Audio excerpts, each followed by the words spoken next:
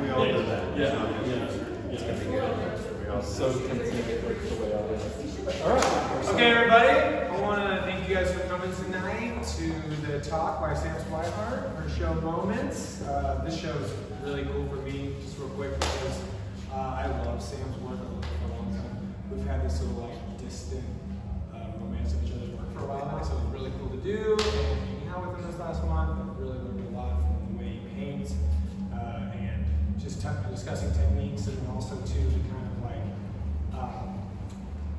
way that he goes about composing his pieces. It's really got me thinking about a lot of stuff. It's really beautiful work, and I guess I'm just really happy to have done this, man.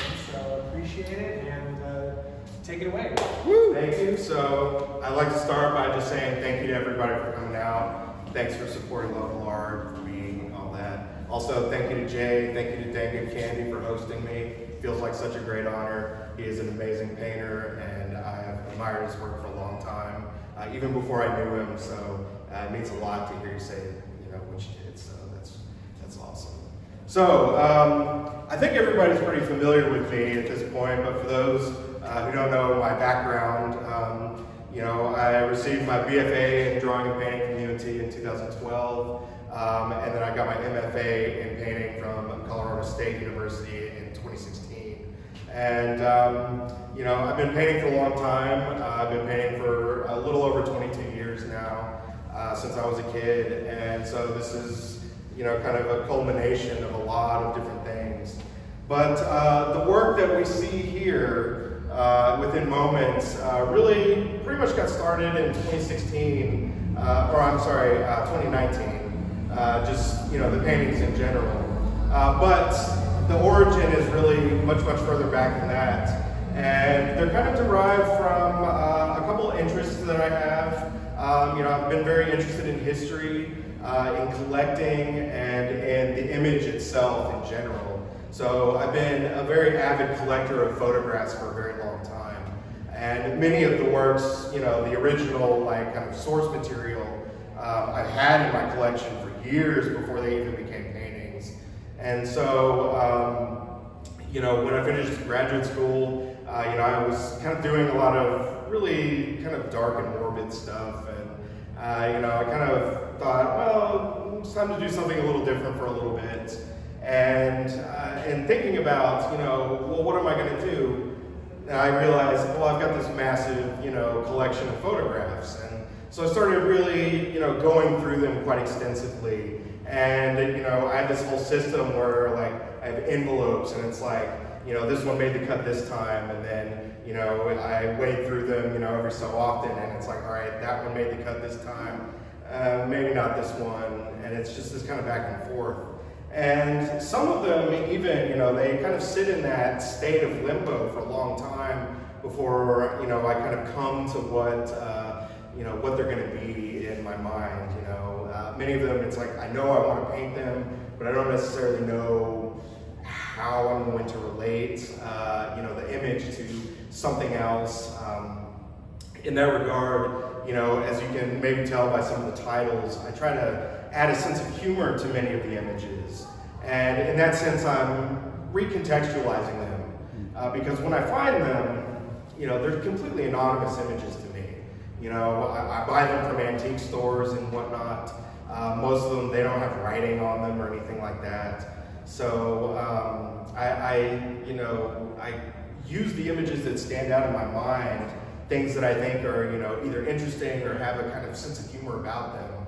But that kind of culling process is where the real kind of humorous quality comes out, in my opinion. It gives me a chance to reflect on them and say, oh, okay, I think this one kind of reads this way. And, some of them, very immediate, I know what that's going to be.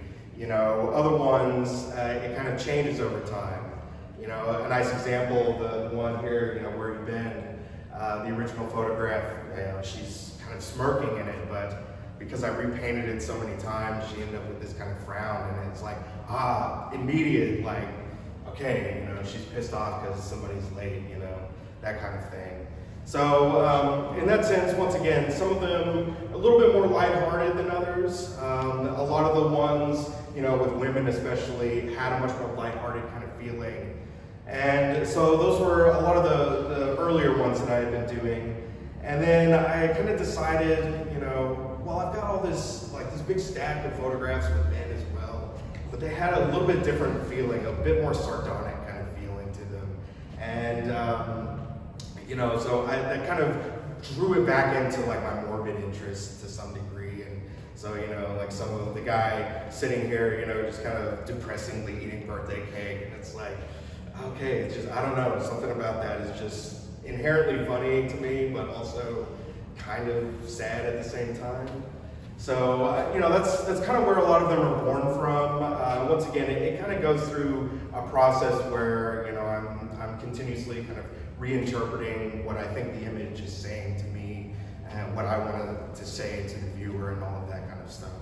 So, in that regard, you know, that's, I also think that they kind of talk about memory to some degree, and how we think about memory. And, you know, once again, they're kind of anonymous images, but they're also abandoned images. And I find something kind of tragic about that as well. And, you know, I've overheard it numerous times. Like, I'm sitting there just like digging through thousands of these photographs, and I'll hear people walk by me, like old ladies, like, isn't it a shame that people sold their family pictures? And it's like almost like they're like taking a jab at me while I'm looking at them or something. And you know, part of me does find something kind of tragic about that. But at the same time, you know, with the anonymity of them, you know, it kind of speaks to the fading of memory over time. You know, I have family photos of my own that, like, I have no idea who some of the people are in them.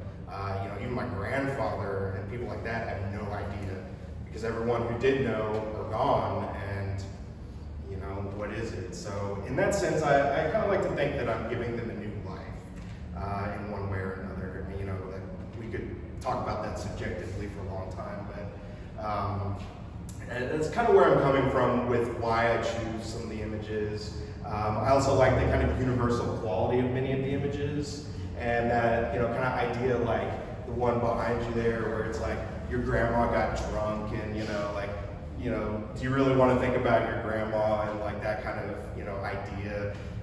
That's also kind of inherently, you know, humorous to me as well. So once again, I'm kind of combining, you know, this idea of memory, this idea of humor, this idea of, you know, recontextualizing, you know, anonymous images, all this kind of stuff. That being said, you know, I also like to, you know, kind of touch on my, you know, technical approach, I guess. I've always been a very traditionally, you know, kind of a traditionally minded oil painter in terms of my technique. I use a very indirect process, very old master kind of process. But in that sense, I've tried to kind of contemporize them a little bit by adding, you know, kind of more modern techniques. I've tried to simplify the process down. You know, in the past, I would do paintings that had like 60 layers of paint on them, and it just, you know, 3 months of work, and it's, you know, they look great, but, you know, I can only do so much. But so with many of these, I tried to simplify it down to 3, 4, maybe 5 layers total. But I've also tried to approach it from, you know, some more contemporary photorealistic kind of approaches like Gerhard Richter. So a lot of them, you know, I'm also trying to capture some of those photographic ambiguities like the blur, you know, like the camera flash, that kind of stuff.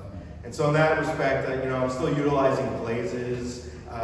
Many of them also, like, I'll start very simply by just kind of blocking it in, and I'll take this big ass brush and just like destroy it to some degree. And then, you know, from there, I can either make things a little bit more crisp, or I can keep them blurred out, you know, depending on what I want to do. And so I don't know, it's added a little bit of a different quality to them than just a straight up, you know, like very, very hard edged on every single thing. So that's where a lot of them are coming from. I still feel like, you know, I am my own worst critic, and you know, I'm always like seeing, oh, I could do this so much better next time, or, you know, I'll look at that painting, it's like, oh, that's amazing, I wish I could do that. But in that sense, I'm also trying to push myself. So another major aspect of a lot of these works, all of the photographs that these are taken from are black and white photographs. And so they had no color reference whatsoever. And I've tried to translate them into at least somewhat accurate color. Sometimes I look at other old color photographs for reference, at least for, like what the color palette might be or what it might evolve into. Sometimes I have very specific ideas about, like what they're wearing, what it is. Like the guy eating, cake, it very much looks like he's wearing like work dungarees and things like that. So that kind of dictates what I'm doing. But in that regard, I also like to think of that as a distinct challenge of the painting process. A lot of the images I choose, things that I'm drawn to, I like to paint them because I think there's going to be something at least somewhat challenging about it. And whether that's a texture within the image, the image itself, the complexity of it, or in this case, adding color to a black and white photo with no frame of reference. It's something that kind of pushes me to kind of increase my technical skill. I'm always kind of constantly trying to do that. And I think, as an artist, as all of us as artists are trying to kind of do that and make our work better and, as best we can. So that's, I don't know, I feel like that's a pretty short and succinct representation of them, but does anybody have any questions? Yeah. Have you ever came across film negatives? I have. Just the negatives itself? I have sometimes. It's a little harder, like, when I find those, to sit there and look at them, because, with photos, it's just like flipping through tons of them. Whereas that, I'm, sitting there, doing this number, and it's a little harder to see them sometimes. Many of these images are very small by, themselves, like, the 3.5 by 3.5, snapshot, or the wallet size. And so I feel like, I'm sitting there, like, straining just to see little details and things. And, even though I end up blowing them up, on a scanner and everything like that, I've never painted a negative, though. So maybe that's something I'll try to, work towards in the future and keep my eye out for. I don't see as many negatives as I do. Right. I think a lot of them just probably get thrown away or something. Any of us who lived through the 80s still have plenty of them. Right. Well, I've got tons of them at home as well, but I don't necessarily feel like painting myself as an infant, stuff like that. So, Yeah, I have another one. Have you ever came across like a couple, like maybe like in two photographs, it's like a man and a woman? Have you ever thought of combining it into one painting? Like maybe they're in a relationship or they're married? So sometimes I do find images like that, where it's definitely like, okay, these definitely came from the same household. Right. So I have some that are like that. I have painted, a few. I kind of consider the two right behind you to be kind of like a couple painting, it's a very similar theme, but it's, the opposites of it, the fun and flirty versus the kind of sad and depressing, She definitely made it to the bed. Right. So, there is that. It's also an interesting idea, I have done collage work in the past, with like my imagery, and so it would be kind of interesting to collage some of the snapshot images together, That's something I haven't done before. Have you ever thought of presenting the actual photograph right next to the work? I have, but then I probably shouldn't say this, but a few of them I simplify a little bit from time to time. Sometimes there's like too much going on in the background, or there's like a pattern on a piece of clothing that's just going to be like way too much work to do, in a timely kind of manner. I need to get better about doing that. There are some that I have that it's like, okay, they're set aside, and I guess I don't have the courage to attend to a few of them yet. But even if they were, you're already altering them, adding color and all those things, so you're making choices already from the image. So right. It would be cool for us to see what choices you made that were different from the actual image. So yeah, I can see what you're saying if we're photorealistic or photocopying kind of way, but not from the process, because it allows us to see some of your artistic process with having the photo and, as a possible thing. That would be, maybe for the next one. I've got to, spend a lot more money on framing and But you know, that would be kind of interesting. Part of me likes a little bit of the process to be a mystery, you know, but that would be an interesting one, you know. I like that idea as well. Have you ever come across Polaroids? I have a few. I don't come across them as much as you might think. I don't think everyone from the Polaroid generation is quite given them up yet. Yeah. But I have some, especially some of those, you know, kind of strange early ones from the 70s where, you know, it's a little bit more plasticky and whatnot. So, a few. Yeah. Do you have like a favorite year to paint? I don't know. I would say the majority of these probably come from the late 50s, early 60s. And in that regard, once again, it's just kind of what's available. Every now and then I see some that are much more, you know, kind of recent, you know, from the 80s, early 90s or something. But I think part of what I'm drawn to a lot of them is not only that kind of like, you know, earlier photo aesthetic where, you know, people would take classes to learn how to take a photograph, you know, versus like, let me point and click a digital camera 1,000 times and pick the best, you know, the best one. But I like that white frame around the exterior and stuff like that. But also just that idea of like, you know, when we think about it more historically, you know, I feel like a lot of people try to like enshrine the past in some way. So like kind of going back to that idea of like, you know, not thinking about your grandmother or something as a human being and like, you know, they kind of had their, you know, their fun side because we think about them in a certain way. So I think a lot of these, you know, kind of speak to that idea. I'm trying to find the more candid, the fun images, you know, because I wade through thousands of them that it's like little kids at Christmas in front of the Christmas tree. You know, everybody standing in a line in their suits at Easter, you know, that kind of stuff.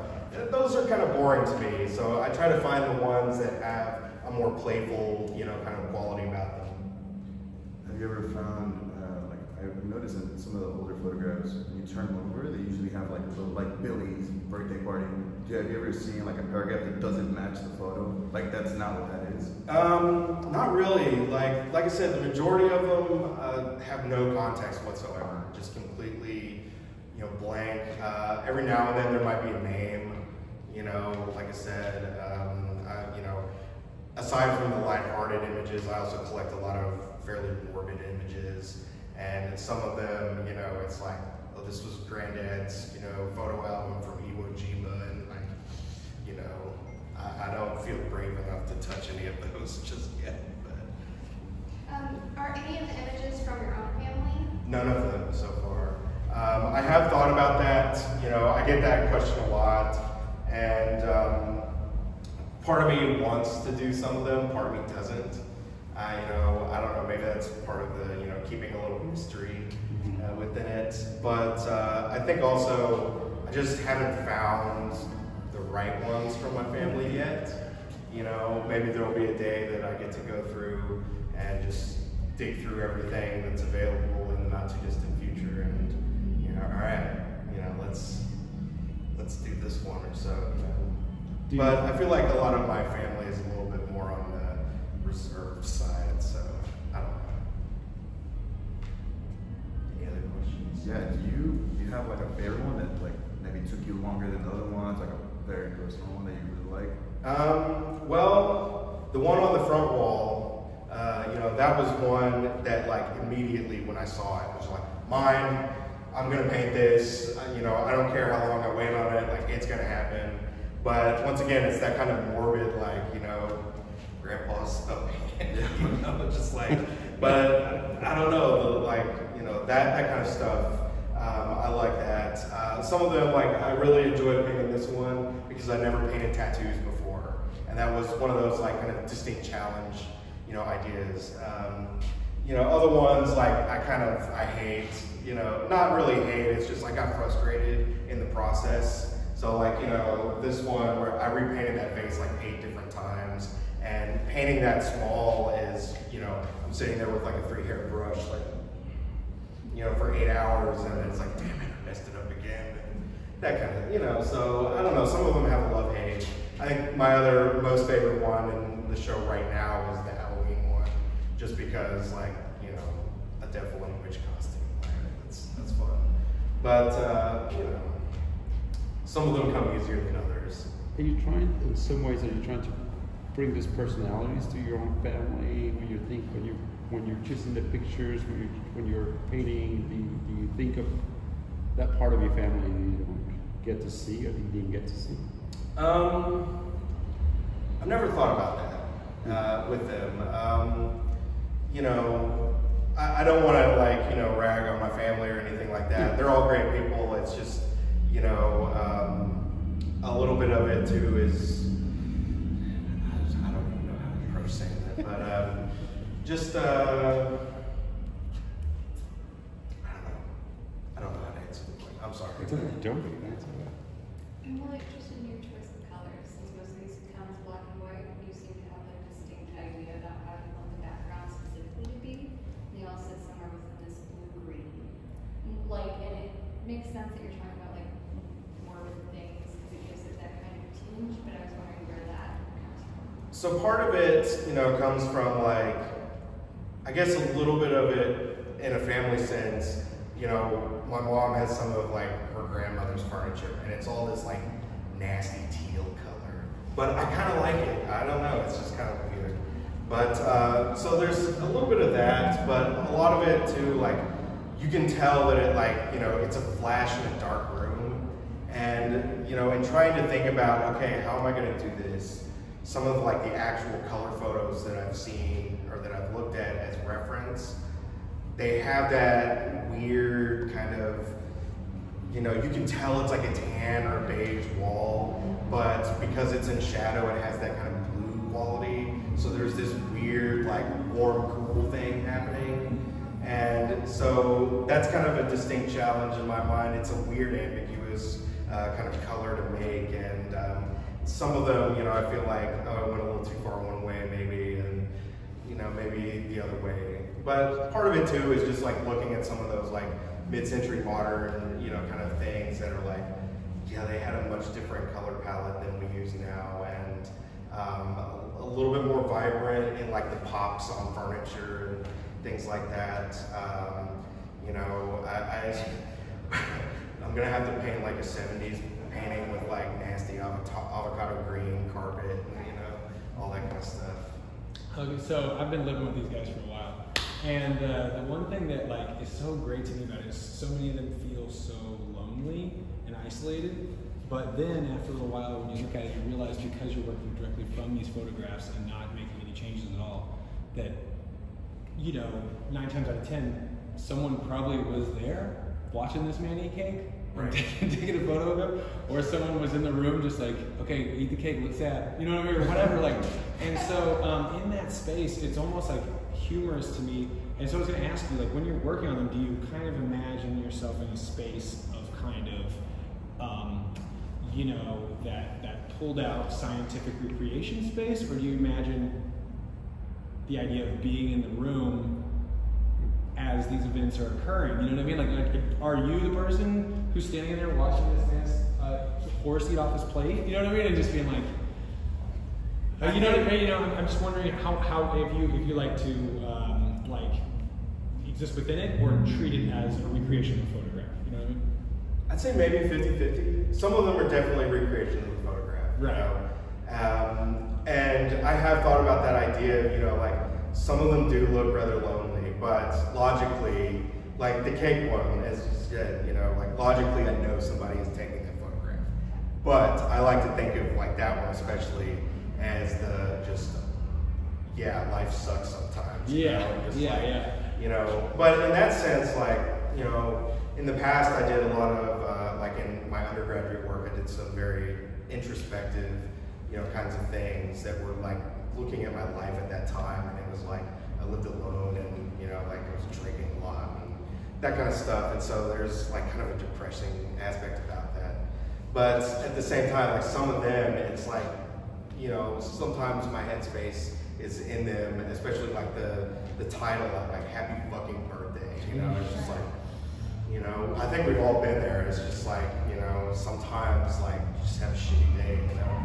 But I think that adds to that kind of universalness of a few of them. And but then in that respect, you know, other ones like the horse, you know, I just something about that is just really, really funny to me. Like, Yeah, especially nowadays, you hear about like, I'm going to take my therapy course on the plane, and it's like, get the fuck out of here, you know? Like, you know, I don't know. That just seems ridiculous in my opinion. I thought that was a great find when he found that. Oh yeah, that was another one that was immediate. Like, yep, that one. Yeah. Yeah. I really also too, I was gonna say like, and I don't know if this is even really a question, but I really love the show because of all the kind of, there's so many interiors in the show. And then there's just this one piece that's outside with this woman at the bench.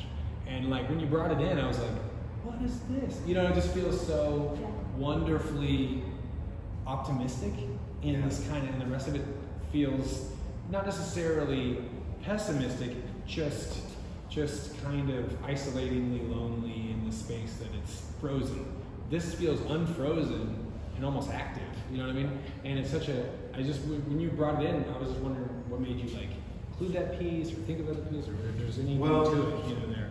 I think part of me likes it because it was so different, and it was a different challenge to paint. I mean, you know, like the grass texture and all that. But when I originally made that one, it's, you know, it went along with a couple others that had a little bit more optimistic feeling, I guess. There's another one that I didn't include in the show called Unrequited, and it was like a similar, you know, like a very similar looking girl, but like laying on the couch. It was almost like, you know, first date versus rejection kind of a thing. So I don't know. I think I was thinking about it kind of in that sense. It does have a little bit of that kind of lonely quality of like, you know, yeah, it seems happy-go-lucky, but at the same time, you know, like, you know, life seems pleasant a lot of the time, but underneath the surface, you know, maybe it's not so much.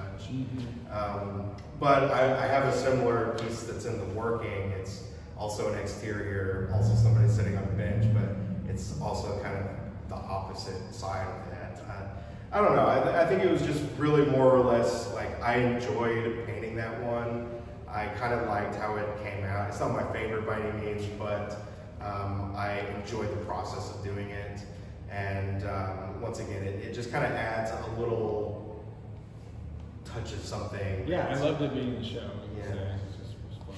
So I was curious. Yeah. So, Sam, did you see these as a commentary on mid-century suburban life? Or? I would say so. I think they are probably also just a, you know, commentary on life in general. Like, I do try to, you know, think about them in a more universal way, you know, in that, you know, everybody went trick-or-treating when they're a kid. Everybody's got a grandfather that's kind of kooky. You know, everybody has those moments where it's like, you know, you had a shit day and, you know, I need to throw a few back just to get through it, or, you know, whatever, you know.